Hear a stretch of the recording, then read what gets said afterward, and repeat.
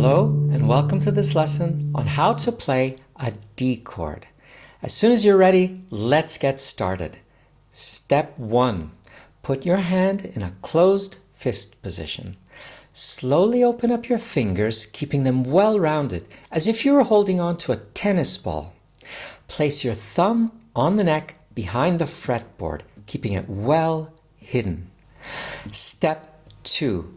Begin with your second finger and press down on the first string, second fret. Then, with your third finger, press down on the second string, third fret.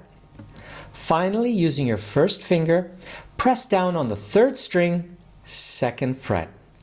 Always use the tip of your finger to press down on the strings and make sure that your fingers are well rounded. Step 3. Put your thumb or a pick on the fourth string. Slide down across the strings as smoothly as possible, like this. Do these 3 steps every day, 10 times. The more you practice, the better you become at playing a D chord. Keep up the good work and please subscribe so that you never miss a lesson and you make the most out of these video tutorials. Good luck and see you next lesson.